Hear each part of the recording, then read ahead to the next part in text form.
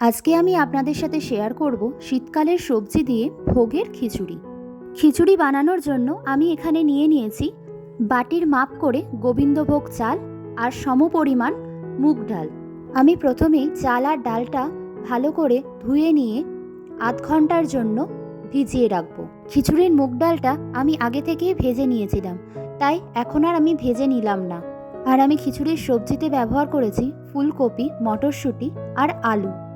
এরপর আমি কড়াইতে দিয়ে দিচ্ছি 4 টেবিল চামচ মতো সর্ষের তেল। তেলটা গরম হয়ে গেলে আমি প্রথমে আলু আর কপিটা ভেজে নেব। আর ভাজার সময়তে অল্প একটু লবণ দিয়ে দিতে হবে, যাতে লবণটা আলু আর কপির সাথে ভালোভাবে মিশে যায়। আলু আর কপি আমার ভাজা হয়ে গেছে। এরপর কড়াইতে আবার একটু তেল দিয়ে দেব 2টো তেজপাতা, 2টো শুকনো লঙ্কা আর গোটা জিরে। তারপর আমি দিয়ে দেব আদা বাটা। এরপর আদাটাকে মিনিট 3 আমি কষিয়ে নেব। এরপর আমি দিয়ে দেবো ভিজিয়ে রাখা চালটা ভালোভাবে মশলার সাথে মিশিয়ে নিয়ে আমি ডালটাও দিয়ে দেব। এরপর আমি এর মধ্যে দিয়ে দেব টমেটো কুচি আর মটরশুঁটি। সমস্ত উপকরণ ভালোভাবে মিশিয়ে নিয়ে দিয়ে দেব হলুদ গুঁড়ো। এরপর হলুদ গুঁড়োটা ভালোভাবে চাল আর ডালের সাথে মিশিয়ে নিয়ে আমি এর মধ্যে জল দিয়ে দেব। এবার আমি এর মধ্যে দিয়ে দেব পরিমাণ মতো নুন।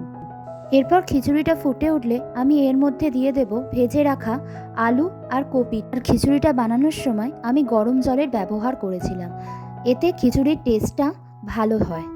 আমি খিচুড়িটায় আরও একটু জল দিয়ে চাপা দিয়ে দেব, যাতে আলু, কপি আর চালটা ভালোভাবে সিদ্ধ হয়ে যায়। আলু আর কপিটা আমার সিদ্ধ হয়ে গেছে। এবার আমি এর মধ্যে দিয়ে দেব সামান্য পরিমাণের চিনি।